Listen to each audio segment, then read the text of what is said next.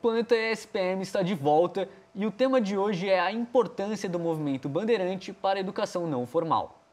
Estamos aqui hoje com a Luciana Silvestre, gerente técnica do Movimento Bandeirante, e a Rafaela Rodrigues, assistente administrativa da instituição. Agora contamos também com a presença da Vera Barreto, coordenadora do ensino médio do Colégio Friburgo da capital paulista, para discutir como a educação não formal pode ser aplicada nas escolas e como ela pode contribuir para a formação cidadã. Seja muito bem-vinda, Vera, e muito obrigado pela participação. Olá, bom dia a todos, como vão? Prazer, Felipe eu já conheço, prazer aos demais.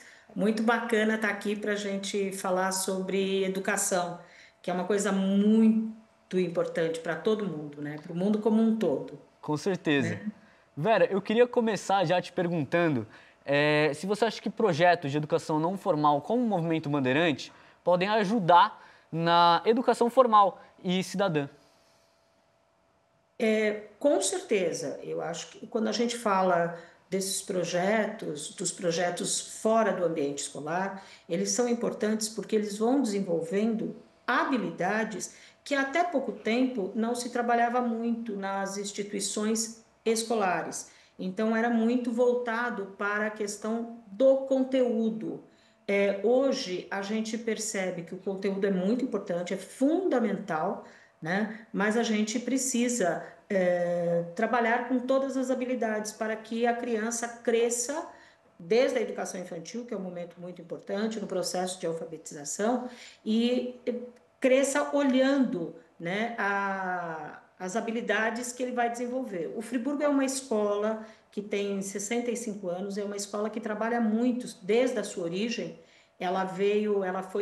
Se originou com as escolas na época, na década de 60, né, com as escolas ligadas ao trabalho, à profissionalização. Então, o Friburgo, ele sempre, no seu DNA, ele tem atividades diferenciadas, disciplinas diferenciadas. Eu, desde há 3 anos, eu faço a direção da instituição. Eu estou aqui há 35 anos, né, nessa escola, e a gente percebe, pelo nosso currículo, nós temos o período integral, por exemplo, em alguns momentos, antes da pandemia, nós já tivemos, inclusive, a questão das bandeirantes aqui na escola, que vieram trabalhar com os alunos, foi muito importante. Aí depois veio pandemia e tal. Período integral, eles têm atividades muito diferenciadas, e vai até as crianças de 14 anos, até o 9º ano. Então, eles têm chuckball, eles têm arco, eles tiveram bandeirantes, eles têm robótica, e de acordo com a faixa etária que eles têm. No ensino médio, a gente já tinha mais as disciplinas relacionadas com os conteúdos, até por uma necessidade.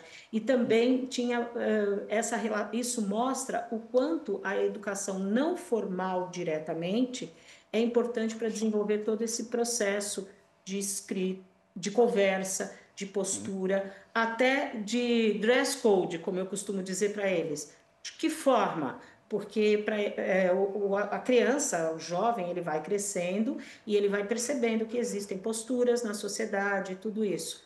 E a educação não formal mostra isso muito mais claramente do que mostrava, né? Mais claramente do que a educação formal. Mas hoje eu acho que as escolas, de uma forma geral, também estão incorporando. Com certeza, Vera. E, Luciana, como é que você acha que as atividades envolvidas no Movimento Bandeirantes ajudam na educação formal? É uma parceria, né? O Movimento Bandeirante e a educação não formal é parceria tanto da escola, né, com a educação formal, como até dos pais de casa, da informal. A gente ajuda a colocar em prática, né, às vezes os conteúdos ali mais didáticos, né, esses conhecimentos. E muitas vezes a gente já fez parceria, como a Vera lembrou, a gente lembrou também que o movimento esteve lá e esteve em outras escolas de diversas formas. Então, essa flexibilidade do Movimento Bandeirante também, de acordo com onde ele está atuando, colabora ainda mais. Né? Então, se um grupo é mais recatado, né, mais tímido, ele vai sendo incentivado, vai falando em público. Né? Os bandeirantes têm tem cargos nas equipes, né? Então, esse rodízio de cargos dá a possibilidade dele ir se desenvolvendo e cada vez aprender um conhecimento novo e se desinibir, né? Perder essa inibição. Então, essa coisa de colocar em prática, né? Da experimentação, acho que é um grande parceiro da educação formal e da informal de casa. E a gente já teve exemplos maravilhosos de trabalho junto com escolas, assim, projetos específicos, pontuais, né? Ou atividade, igual teve lá no Colégio Friburgo também, né? Regular, assim, né? Mas pontual, não pontual. E Vera, eu queria te perguntar também se você acredita que alunos que fazem parte de iniciativas de educação não formal, como o Movimento Bandeirante, são mais engajados em causas sociais, se isso ajuda nessa formação do cidadão crítico e consciente. Com certeza, até porque eu costumo dizer que existe uma bolha onde a gente pertence. E quando eles vão para a educação não formal, como o Movimento Bandeirantes, eles começam a conhecer e a ter contato com as pessoas que têm um ciclo diferente. Então, eles começam a perceber o quanto eles precisam, eles estão aprendendo, porque nós vivemos, o ser humano aprende constantemente, né? A gente morre aprendendo.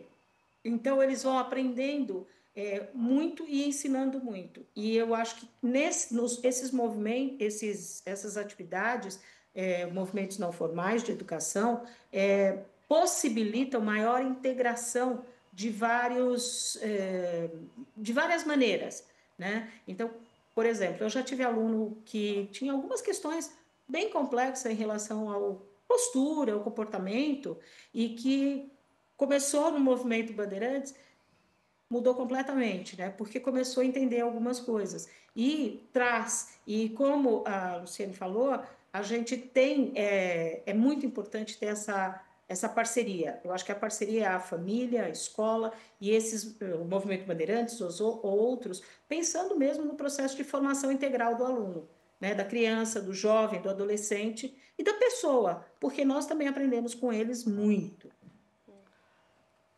Bom, muito obrigado pela participação, Vera.